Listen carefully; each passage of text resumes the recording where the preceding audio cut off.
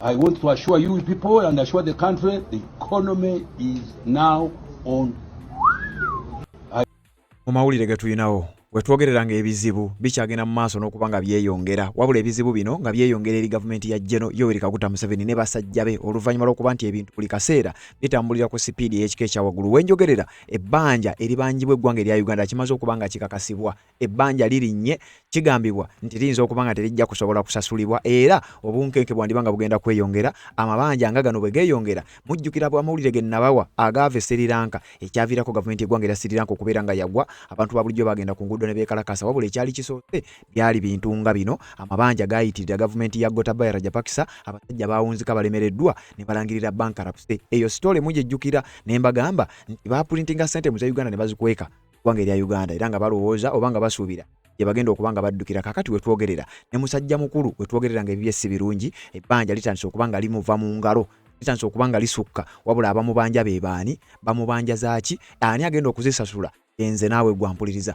okusinziira ku Ministry of Finance ku nsonga z'ebyensimbi nga bayita mu kye bayita Public Debt Portfolio Analysis ey'omwaka gwa 2026 bategeezezza nti ebbanja eribanjibwa eggwanga erya Uganda wetwogerera lisusse mu butabalika 130 trillion Ugandan shillings. Sente ezo bw'ozizza mu za dola zikola obuwumbi nga 35 wa dola naye teweerabira na sente ze nakubalira eziri mu golodi yazuulibwa mu ggwanga erya Uganda nga sente ezo singa ziba zikozeseddwa bulungi era gavumenti yonna enaddako bw'enaaba nga ezikutte bulungi ezo sente zisobolera ddala okusasula ebbanja ebwanjibwa eggwanga erya Uganda wabula mukadde kano kati kinnaba kubanga kibeera bwe kityo. Kakati wuliriza kiki olina okumanya ebbanja lino lituuseewa gwe munnayuganda olina kusasula sente mmeka.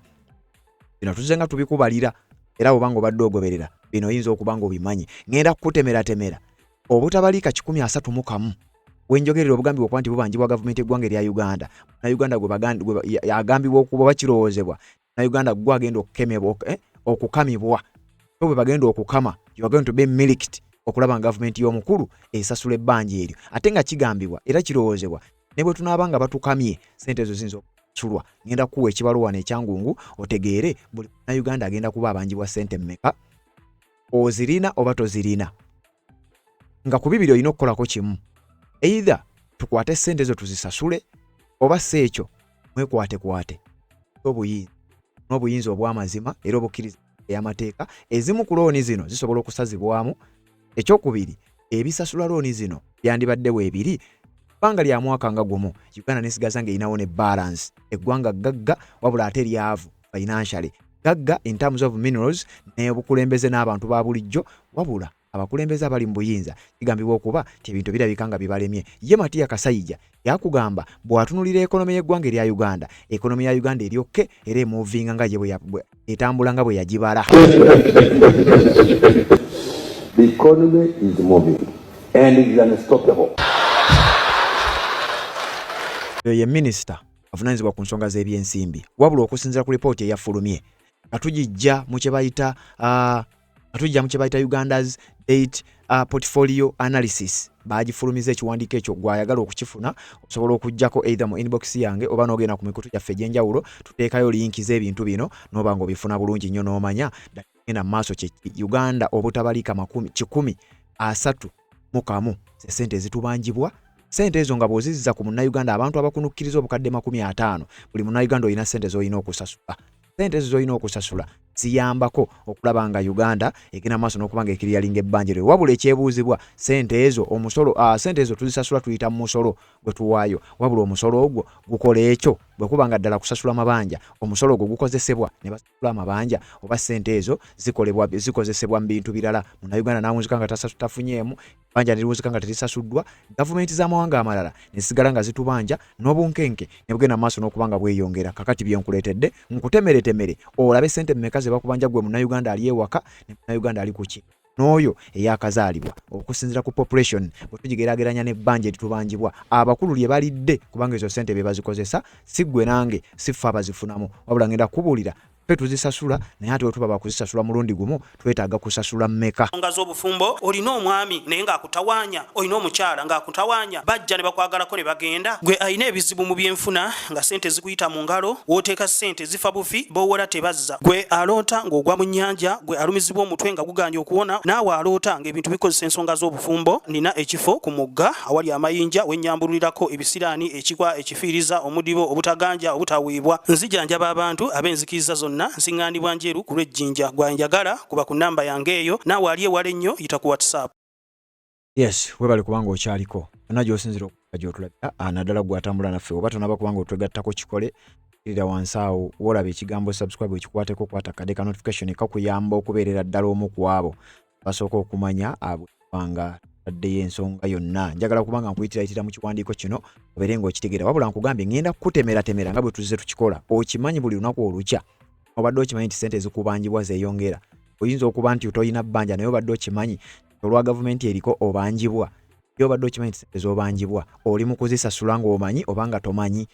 Yo obadde okimanyi nti Uganda bwe baya kusasula bbanja nga naawe nze naawe tebayise mu musolo gwe batubinika.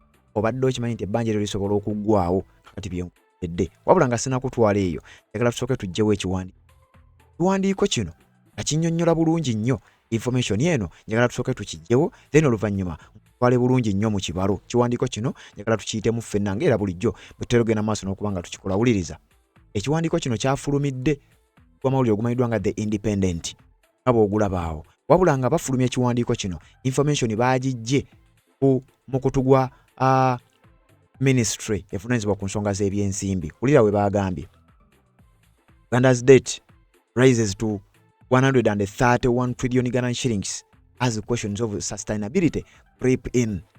Ebbanja lya Uganda lyalinnye okuva ku ssente we zibadde ebbanja libadde litubanjibwa paka butabalika 131 ssaawa zino ssente zitubanjibwa.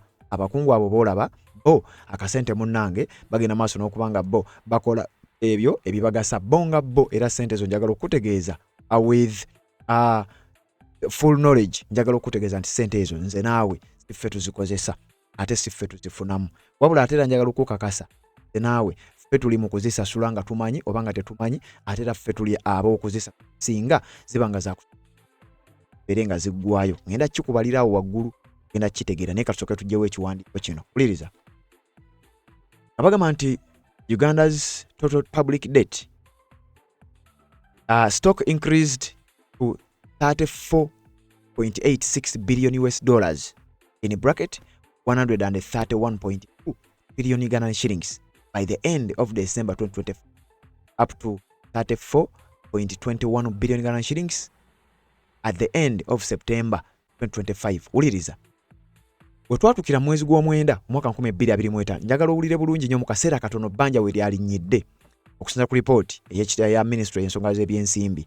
Twatukira mwezi gw'omwenda September 2025, Uganda yali ebanjibwa obutabalika 128 n'obuwumbi 700 128.7 billion Ugandan shillings kyokka wakati w'ogw'omwenda ne December omwaka ogwo guwedde 2025, Uganda ssente zaalinnya kuva ku butabalika 128 paka ku butabalika 31 n'obuwumbi 200 ezibanjibwa gavumenti y'eggwanga erya Uganda. Njagala owandiikawo mu comment section ssente zino zikola ki? Ssente zino zikola ddi? Nga n'enguudo ezimu ku zizimbibwa eziri recent zikyasoloozebwa omuntu okuziyitako. Kakati kino kikulaga ssente zino zirina gye ziraga eziraga wa? Wuliriza, abagamba nti this is despite the debt a service totaling 1.563 trillion Ugandan shillings.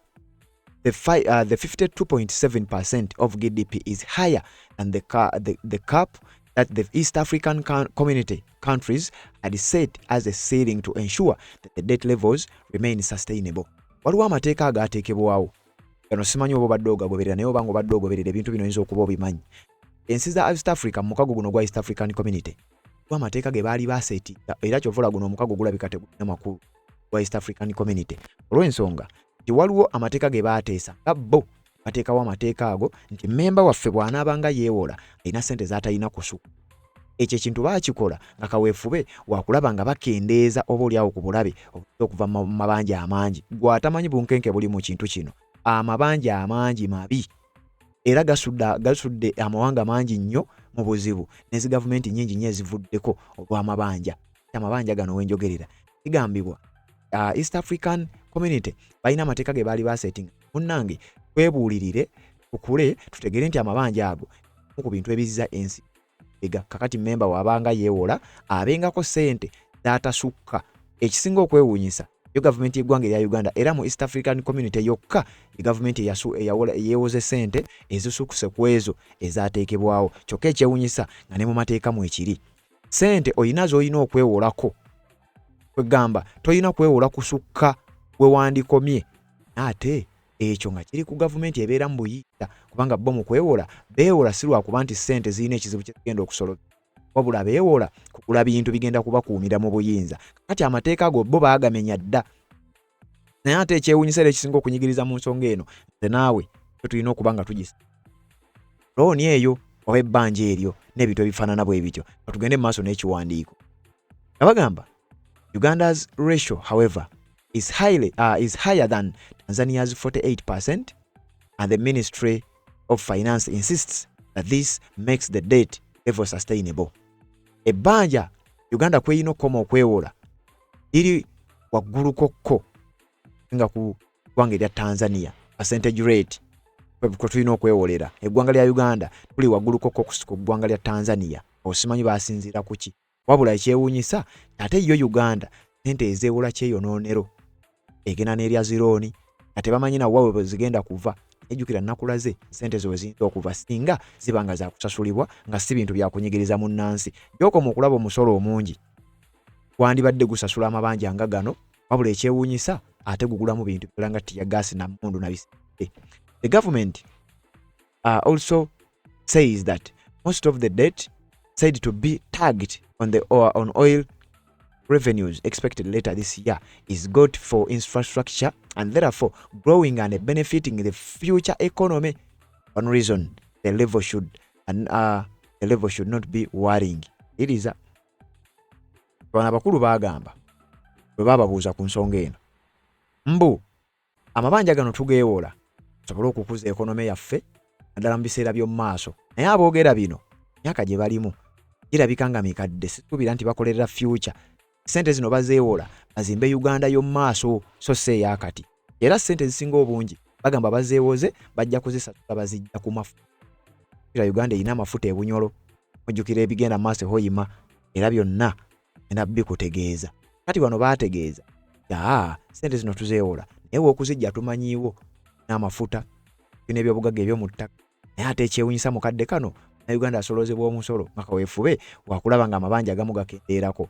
Jjukira ne Congo ebbanja eryatusalibwa okubeera nga tuliwa wanga tusasula olw'okuba nti eggwanga lya Uganda lyasingisibwa omusango olw'okubbayo golodi n'ebyobugagga ebirala. Ebbanja eryo likyagenda mu maaso n'okuba nga lisasulwa. Kati mu kadde kano bo bakugamba nti sente zino zijja kusasulibwa era tulina n'ew'okuzijja bwe tunaba tuli bakuzisasula tulina sente zino wezigenda okuva. Nti bannayuganda temutya sente weeziri wezigenda okuba nga ziva zibeere nga munnayuganda taddamu kunyigirizibwa. Kyokka ekyewuunyisa bwenjogerera munnayuganda akyanyigirizibwa solo mbeera endala n'ebintu okubeera nga birinnya okuddawo n'ebintu ebirala ebifaanana bwe bityo. Na sente ezo either kusasula misolo oba kuteekawo mbeera eraga nti kusasula misolo naye in actual sense sente tesasulwa. Kyokka nga bakulu bo babeera mu kweyagala. Emmotoka ezebavuga gavumenti ez'amawanga agamu abakungu tebazivuga. Omukulembeze omu okubeera n'oluseregende lw'emmotoka ezo abakungu abava mu gavumenti endala naddala eziri kalekaleko bino tebabikola. Kyokka mu ggwanga erya Uganda ebintu bwe bityo we biri. Abasajja akasente kigambibwa okuba nti balina ebyobugagga ebweru w'eggwanga ebiwerera ddala era nga kirowoozebwa sente zino okubanga bakozesa okukola bino. Kakati wulira wano abagamba nti according to December 2025 debt portfolio analysis by the Ministry of Finance, domestic debt accounted for 54.5% of the total or about 19.2 billion US dollars. That is equivalent to 68.86 trillion Ugandan shillings, where external debt amounted to 15.8 billion US dollars. That is 7.33 trillion Ugandan shillings. Ulira sente ngeri gye zirinnya banna. Otwatuukira mu December omwaka gwa 2028 sente ezibanyi bw'eggwanga erya Uganda zirinnye paka ku bitundu 54 n'obutundu 5 buli 100 era nga ssente ezo zigenda kubanjibwa eggwanga erya Uganda. Munnansi nze naawe ffe tuli supposed ena maaso n'okusasula ssente ezo newankubadde nga si ffe tuziganyulwamu. Ono bakugamba ssente zirinnye okutuuka ku butabalika 131 nga ziva ku butabalika 128. Kyokka ekyewuunyisa ezo ssente enjawulo eri wakati w'ezo ssente. Butabalika 128, 131, obutabalika nga 3 bweyongerako. Obwo bweyongerako mu period ya myezi 3 gw'ekkumi, ogw'ekkumi ne December 2025. Kyokka okuva December jukira wabaddewo expenditures, wabaddewo okusaasaanya ssente, wabaddewo abakulu mu kusaasaanya ssente mu kalulu. Akalulu wekaggwa baasaasaanya ssente mu kujaguza, sanyuka n'okukola ebivvulu n'ebirala bifaanana bwe bityo abali mu buyi. Tumanyi okuva December 2025 paka March wa 2026 ebbanja lya Uganda lyeyongeddeko kyenkana ki. Simanyi oba ffeffeka abatamanyi oba nabo bali mu buyinza. Ku mbeera gye balimu nga nabo bennyini tebamanyi. Toka tumaliyo ekiwandiiko. Ngenda bikulaga ogenda kutya. Ekisinga okuluma n'ekisinga okwewuunyisa mu nsonga zino abakulu bakugamba economy emovinga bulungi nnyo tolina nakyo obagamba. The economy is moving and it is unstoppable. Bagamba economy is moving and is unstoppable. Jukira bano bakugamba nti balina enteekateeka. Olaba nga Uganda bagiteeka mu middle income status. Omuli amawanga ngaga United Arab Emirates, amawanga ngaga Qatar n'amawanga amalala by 2025. Okaka tuli mu 2026. Wandika mu comment section ombulire ddala gwe otunulamu olwaleero tuli mu middle income status ng'abakulu bano bwe batukuba. Ulira mu kiwandiiko bwe bagamba. Multilateral creditors holding 65% of Uganda's external debt, equivalent to $10 billion, remain the largest holders of external debts. Mabanja gonna agatubanja. Kira nkugambe butabalika buli 131. Kati mu mabanja ku bbanja eryo lyonna ba external debt creditors abatuwola nga bali bweru w'amawanga kati nga government ya China, simanya zi Exim Bank, IMF, International Monetary Fund, World Bank basinga okubeera ne percentage ennene bbanja lya Uganda. Tegeza libazungu abalala China. Badde okimanyi bawola nga either interest za kutwala bya bugagga n'emitwala ebifaanana bwe bityo. Olwo gavumenti yenna abaagikulembera bo basigale nga baginywereza mu buyinza. Uliriza. Ssente ezo ebbanja eryo likuteeka mu mbeera gwe abeera mu gavumenti nga tolina bwekyusizo na bwogero. Bakugamba by'olina okukola olukola nga ebintu tebisajjuka oba nga tebiwanvuwa. Kati wano bakugamba ba external creditors holding a 65.13% banja eribanjibwa gavumenti eggwanga erya Uganda. This is mainly concessional lenders, the International Development Association IDA, the International Monetary Fund IMF, African Development Fund AFDF, which collectively hold the largest share of Uganda's external debt, equivalent to 54.7% of its external debt portfolio. Nga bwe nkugambye abasinga okubanja eggwanga erya Uganda era nga bw'obagatta bakola ebitundutundu 54 n'obutundu 7 ku buli 100. Jukira gavumenti bwe yeewola ku local money lenders, yeewola ku local banks ne abantu ba bulijjo oba n'ebitongole ebya bulijjo. Kati ebitongole ebyebweru ebitubanja naye nga bino byo bikambwe era nga zi gavumenti zigwa emirundi mingi nnyo olwa bino. Kuliko International Development Association IDA, kuliko International Monetary Fund IMF, kuliko ne African Development Fund oba FDF. Bonna babanja gavumenti eggwanga erya Uganda. Naye ekyewuunyisa naawe tulina okugenda maaso n'okuba nga tusasula. Ngenda kukutegeeza tusasula mmeka na Uganda alina kusasula mmeka bwe kiba na Uganda ebbanja lino yakulijjawo. Ulira. Among bilateral creditors, Exim Bank of China, UKEF are the largest, holding $2.1 billion and $0.39 billion respectively. For private creditors, Stanbic Bank leads with a holding of $0.82 billion during the same period. uliriza mu kaseera katono nnyo wakati w'omwezi gw'omwenda paka December 2026 simanyi babino tutegeeragana ffenna ulira bwe bagamba wano mubamu ku balala abatubanja nga bali bweru waggwanga kuliko Exim Bank eno eyaba China eno Exim Bank jukira ye yawa Uganda sente ezazimba oluguudo lw'Entebbe Expressway oluguudo olwo lukonsideringibwa mu nsi yonna okusinga olukyasinze okubeera expensive okanga ne baga nti luli expensive kigambibwa oluguudo olwo mukweza enguudo zotasobola nakulabako ku nguudo nnungi kano kabonera akakulaga sente zaali nyingi ezawolebwa Uganda era zaali zisobola okukola oluguudo olwo ne lubeera nga ddala lwa bbeeyi kubanga lwakabi kubanga wano bakugamba Exim Bank sente zeyawa Uganda okusinza ku records mu byafaayo ne bwogenda n'ogugolinga ku nguudo ezigambibwa okuba ezasinga kwemmenta obuwanana bwa sente bogerera oluguudo olwo lukyasoloozebwa kubanga Exim Bank ekyabanja sente newe twogerera eryemu kwabo abagambibwa okuba nti be basinga okuholdinga ebbanja eddene era ng'ebanja eggwanga lya Uganda obuwumbi 2 n'obukadde 10 sente eza $. Waliwo UKEF eno banka ebanja obuwumbi 309. Then kuzi private creditors ezimu nga ziri waka kuliko Stanbic Bank ebanja Uganda obuwumbi 802. Era nga kigambibwa nti sente ezo zirabika Uganda zaagiwolebwa mu period yali gye nkugambye gw'omwenda paka December 2025. Permanent Secretary and Secretary to the Treasury Ramadan Gobi says abagamba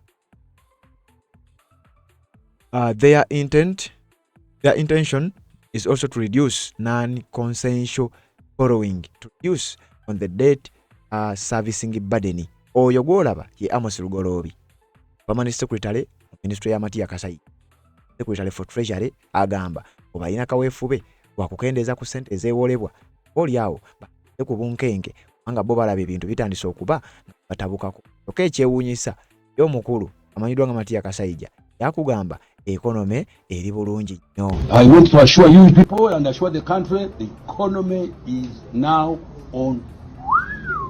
I want to assure you people and assure the country the economy is now on. I want to assure you people and assure the country the economy is ebyensimbi. Ate ye ali wansi we yakugamba balaba ebbanja ligenderera litandika okusukka we lyandikomye. Sente zino nyingi era abamu ku bannayuganda nze kyansanyusizza tibangi ku bannayuganda batandise okugenda maaso n'okubanga balaba bino era oli akikugamba n'ennyiike ng'akulaga ekyamazima ekintu kino kisusse. Waliwo abatabiraba, waliwo abalaba ng'ebitabakwatako ne bangi batandise okugenda maaso n'okubanga babiraba. So alright, kati eggwanga Uganda liwezezza ebbanja lya trillions 13.8. I repeat, Uganda kati ebanjibwa yonga eggwanga libanjibwa trillions 13.8. Bino mwatuse byange bino bibadde mu kiyitibwa Public Debt Portfolio Analysis releasingibwa Ministry of Finance. Uganda obukadde trillions 13 zebanjibwa yonga yo. Okay. Kati okitegedde kiva mu kye bayita Public Debt Portfolio Analysis. Uganda bangi batandise okugenda maaso n'okubanga babifeffetta, batandise okugenda maaso okubanga babinoonya era bangi kati batandise okutegeera ate ebbanja lisu eggwanga erya Uganda yagala okutegeera gwa yagala okumanya ennyo n'okusukkako wano. Genda onoonye ku revolution y'eggwanga erya Sri Lanka eyaliwo 2022. Kyamazima ebbanja eryali libanjibwa gavumenti eyaliko ekulemberwa Gotabaya Rajapaksa ebbanja lyakola kinene nnyo okulaba nga eggwanga ligwa obanga gavumenti egwa eyo oluvannyuma lw'okuba nti eggwanga baali balitadde mu katyabaga ne mu ggwanga erya Uganda. Buli wolaba kareedi awo kalina sente gye katubanja. Buli wolaba kareedi awo either nga nsi obanga yensi erimu zi banka oba zi institutions azibanja eggwanga erya Uganda.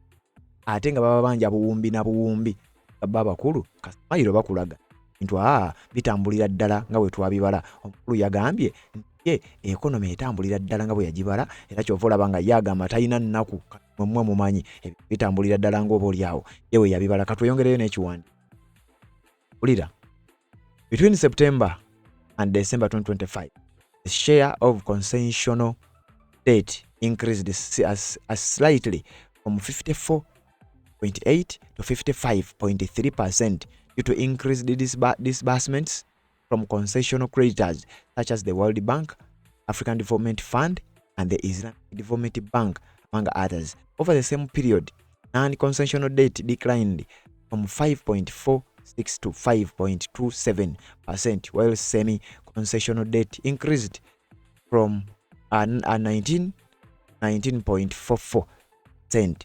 In contrast, the share of commercial debt increased marginally from 19.97 to 19.98%. Wano bagezaako okulaga nti peje tulaba nti ebbanja likula, bo balabanga n'okkendeeramu biri mu kukendeeramu, balabanga bali mu kufunana ku buweerero, balaba ebbanja ligenda mu maaso n'okubanga likendeeramu. Era Munnayuganda mbu totandidde na kutya, kubanga bo kye bakola bo bagamba bakimanyi era bamanyi ne gye kitwala eggwanga. Bamanyi ekitwala eggwanga mu ngeri eri negative, oba bamanyi ekitwala eggwanga mu ngeri eri positive. Ebyo byonna ogenda maaso n'okubanga obinoonyerezaako ojja kubitegeera. Wuliriza. External debt stock disbursed and outstanding decreased from $15.89 billion as at end September 2025 to $15.84 billion by the end of December. Sente ekisinga okwewuunyisa zaalinya nnyo mu myezi egy'esatu gy'enkuba wa December owa 2 wakati wa omwezi gw'omwenda ogwa 2025 paka mwezi gwa December 2025. Kati mu biseera bino abakulu bababuuza ebiki ebimu ku biviiriddeko kubanga amabanja gano ondawo mirimu. Naye Bannayuganda bangi njagala owandiika mu comment section yawo ogambe nti gwe emirimu ogirabako. Matiya Kasayija n'olumu baatuuka n'okumubuuza temugenda creatingawo emirimu ne answer n'emubula, kyokka ate nga bye basiibanga boogera. Tugenda creatingira abavubuka emirimu, tugenda creatingira abavubuka emirimu n'ebirala ebifaanana bwe bityo. Wabula ekisinga okwewuunyisa emirimu n'eginoonyezebwa irabika. Pange ezimu ku ssente ezo bazeewola mu babeerewo ne initiatives ze bateekawo bateewo abavubuka emirimu. Ya Kasayija baakimubuuza emirimu ogenda kugitondawo otya, gigenda kuvaawa? Answer njagala okutegeeza gwampuliriza. Answer ya and here is his answer. Honorable, in the next financial year, you said you're going to create 840,000 jobs. How are you going to create them? Ooh, there are so many things. Let me tell you.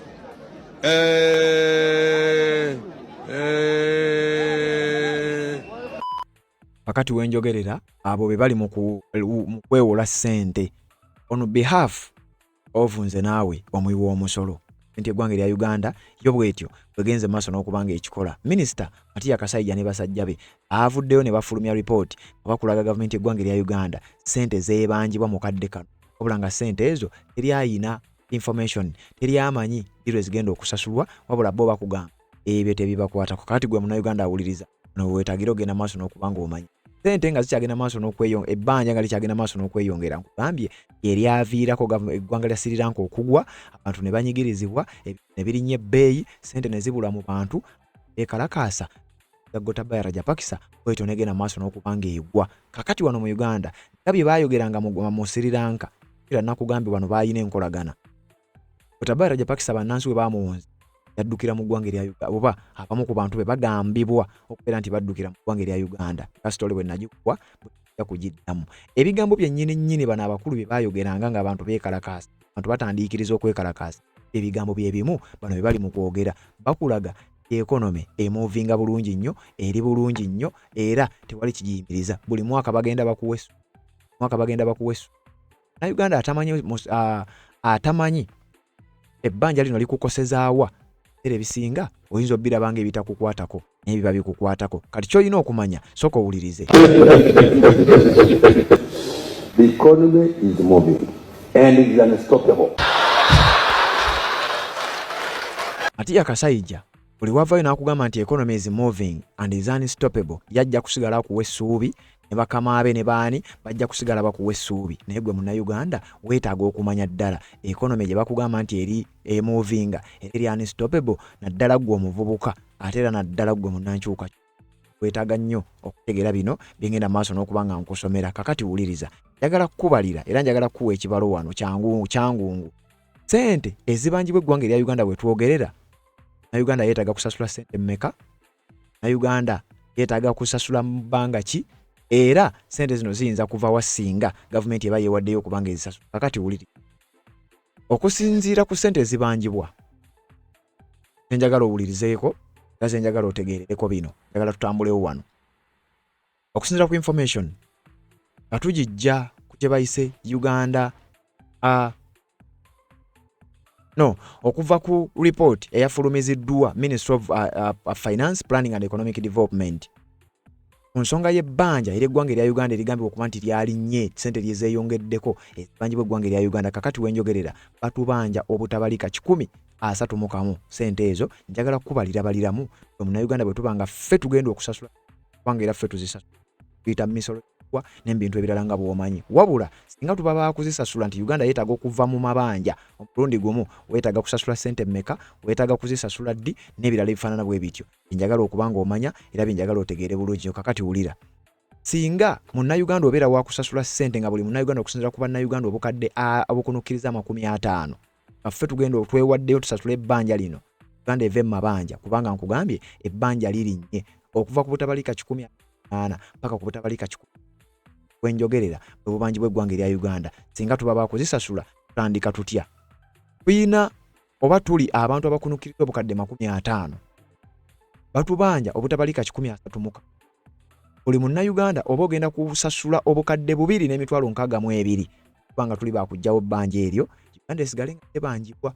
Bambe sente ezimu zibanjibwa Exim Bank, sente endala zibanjibwa ebitongole nga bwe mbikugambye. Kati obukadde 2,62 Bannayuganda bukadde 50 nga njagala okubeekubemu kadde 50 tubaliddemu abato, tubaliddemu abakadde, bwe tuba tubabaliddemu ojja kutegeera nti bino bye tukugamba buli omu bimukwatako. Wuliriza, bagamba singa buli Munnayuganda okusinziira ku population bwe tuba nga tuli bukadde 5 wakusasula sente ziba $7 nga 7 approximately milioni nga 2,62. Kigambibwa nti the debt now represents approximately 2.7 of Uganda's GDP, exceeding at the preferred 50% a threshold for low income. Uganda mu kwewola sente zino yasukka weerina n'okukoma, sukka weeri supposed okubanga ekoma okugenda maaso n'okubanga yeewola nga bweri low income country yali erina okubanga tesukka bitundu 5 ku buli 100 ebya GDP. Wabula Uganda ebbanja lyayo digendera ddala paka ku bitundu 5.2 ku 10. At repayment proposals, Uganda Debt Network bo basuggestinga bagamba Uganda bwe yakusasula bbanja lino mu period y'emyaka 10 wenkutegeereza, Uganda buli munnansi alina okusasula emitwalo 28 buli mwaka. Manyi oba ontegedde bulungi iremu bambye bwenti tuli ku mukutu gwa Red Zone TV okusinziira ku ministry evunaanyizibwa ku nsonga z'ebyensimbi abayita mu kye bayite Public Debt Portfolio Analysis bafulumiza report. Ebbanja eribanjibwa gavumenti y'eggwanga erya Uganda lyalinnye, ebbanja eribanjibwa gavumenti y'eggwanga erya Uganda lyalinnye okuva ku butabalika 28 paka ku butabalika 131. Kati wenjogerera ze sente zitubanjibwa, sente ezo zitubanjibwa era wano nga bakugamba mu calculation ennyangu wuliriza nga abakulu abazeewola era n'abazikozesa batadde ebbali naawe Bannayuganda abawi b'omusolo bwe tuba nga ffe tusazeewo tubeere nga tusasula sente ezo Uganda eve mu mabanja. Wuliriza, bwe tuba nga tuli bakuzisasula omulundi gumu ebbanja liveewo Uganda ebeere nga tebanjibwa. Sinzira ku population egambibwa okuba nti tukunukkiriza abantu obukadde 50, buli Munnayuganda aba agenda kwetaaga obukadde 2,62 eza Uganda ozisasule. Abantu obukadde 50 bazisasule. Jjukira mu bantu obukadde 50 obwo approximately batubaliddemu abakadde, abato, abavubuka, abakola, abatakola. Kakati wano ke kabonera akakulaga nti bino oba oyagala oba toyagala byonna gy'oli bikukwatako.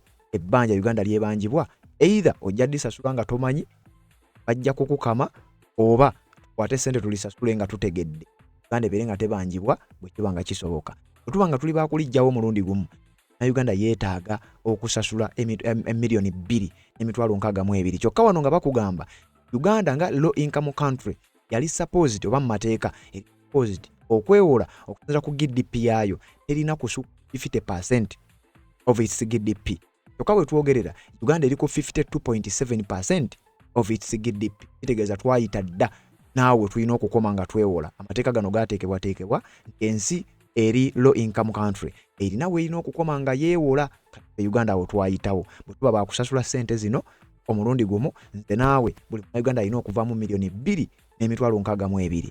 Wabula singa tusasula ssente zo nga tuli baakuzimalayo mu myaka 10 ekibala ekyangungu population nga tukunikiriza abantu obukadde 50 kubanga tusazeewo nti ssente zo kale tusasula mulundi gumu nga tulisasulire mu period ya myaka 10 oluvannyuma lw'okubeera nti zaalinnye buli munnayuganda ajja kwetaaga emitwalo 28 buli mwaka bakujjako emitwalo 28. Kitegeeza mu myaka 10 abantu obukadde 50 nga buli omu awaayo emitwalo 28 omwaka kuba tusobola okumalawo ebbanja eryo Uganda ebeere nga tebangibwa. Wabula mu eyo period naaba tetuzeemu kwewola. Gavumenti yammwe nga bwe mugimanyi munaaba temuzeemu kwewola n'ebigambo ebirala bifaanana bwe bityo. Kati wuliriza nakugambye obukadde bwali nnyo okuva ekisinga okwewuunyisa bwe twatukira mu mwezi gw'omwenda 2025 Uganda yali ebangibwa obutabalika 8 n'obuwumbi 600 128.6 trillion Ugandan shillings. Bwe twatukira mu December 2025 Uganda ngo ebbanja lirinnye simanyi baazeewola bakola ki wakati w'emyezi egyo 3 mwezi gw'e10 ogw'e11 n'ogw'e12 2025 twava ku butabalika 128 obuwumbi 600 tudda ku butabalika 131 trillion Ugandan shillings sente zitubangibwa wetwogerera kyokka teweerabira kwa December n'omwezi ogwokusatu wenkoledde akatambi kano manyi oba bakulu baddamu ne beewolayo akasente akalala oba tebaddangamu ekyo kisoboka era sente ezo naawe ffe tuli supposed gena maaso n'okubanga tuzisasula kugambye kwaba kuzisasula lumu na Uganda weetaaga $7 nga 7 approximately $700 oba emiliyoni nga 2.62 awo. Bwe nga tuli baakuzisasulira mu period ya myaka 10 tuyinza okwetaaga emitwalo nga 28 eri buli munnayuganda. Bwe nga abantu obukadde 5 natujja kusasula. Kati wulirira wano nnyo tutambule. Nakugambye jjukira gye buvuddeko nakutegeezezza nti Uganda erina ebyobugagga eby'omu ttaka nga byonna bigambibwa okuba nti bisobola okusasula ebbanja lino period ya mwaka gumu. Uganda nesigazaawo ne balance gwesigazza asobola okukyusa Uganda era mu period ya mwaka gumu ogwo. Wabula kisinzira bukulembeze eki gena maaso n'okukwataganya ensonga ggwanga. Kakati njagala olabe yavuddeko twakuwadde amawulire bwe tutuukidde mu mwezi guno ogwokusatu nga kyakakasibwa dda Uganda erina ttani eza golodi ebalirirwamu okufuna ttani za golodi emitwalo 32 320 tons eza golodi pure gold. Kasente ezo wetwazibaliriramu twakubulira ne sente zirina mu quadrillion zava mu trillions. Quadrillion ndozo bake kabeera kabaka sirivu simanyi Uganda we baki nenga quadrillion tabalika 10. Kati Uganda ngigambye okuba nti esobola okubeera ne quadrillions 48 zejje mu golodi gwebalirwamu eyalangirirwa Uganda tumulina. Bwe twabaliridde singa Uganda ebadde n'obukulembeze obuli ku mulamwa wulira ekyandibaddewo. Uganda ebadde esobola okusasula ebbanja ng'eyita kola ey'okugamba nti kati golodi yekka gwe tuba tukozesa tusasula ebbanja lino. Wuliriza bulungi nnyo otegeere obukulembeze kiki kye bukola era singa eggwanga liba lyakukyuka obukulembeze obutuufu kiba kyankizo nnyo. Obutabalika 131 n'obuwumbi 200 ezibangibwa tukidde olunaku olwaleero. Golodi kilogulaamu emu bakugamba egula obukadde bwa Uganda 540 wenjogerero olwaleero ku katale. Golodi gwe tulina alimu kilograms emitwalo 32. Kitegeeza Uganda sente zerina wano nyingi nnyo sijja zikebera tulawo wansi obalebalemu. Uganda esobola okusasula ebbanja liri eri obutabalika 10 nesigazaawo balance wa butabalika nga 50 nga golodi yekka ebirala tetubikutteeko. Jjukira tulina n'amafuta tulina nabiki nanti tubikutteeko. Kitegeeza tusobola okusasula ebbanja eryo sigazaawo ne balance wa butabalika 57 n'obuwumbi nga 160.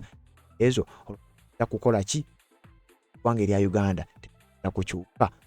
Kati gwampuliriza genda mu comment section wandiika kiki kyolowooza nsonga nga zino beere nga tutambula. Omukutu oli ku gwa Red Zone TV Mambulide Patrick nze mbeeranga okubeera nga nkutuusako ensonga watonaba kubanga osubscribinga kikole obeere nga tomissing yonna mawulire gakyali mangi nnyo era wano wengenda okukuleka tuwuliziganye updates genda okuddako. Nsonga z'obufumbo olina omwami naye ng'akutawaanya olina omukyala ng'akutawaanya bajja ne bakwagalako ne bagenda gwe alina ebizibu mu byenfuna nga sente zikuyita mu ngalo w'oteeka sente zifa bufi b'owola tebazza gwe aloota ng'ogwa mu nnyanja gwe alumizibwa omutwe nga guganja okuwona naawe aloota ng'ebintu bikozesa ensonga z'obufumbo nina ekifo ku mugga awali amayinja wennyambulirako ebisiraani ekikwa ekifiiriza omudibo obutaganja obutaweebwa nzijanjaba abantu ab'enzikiriza zonna nsiŋŋaanibwa njeru ku lw'ejjinja gwanjagala kuba ku nnamba yange eyo naawe ali ewala ennyo yita ku WhatsApp.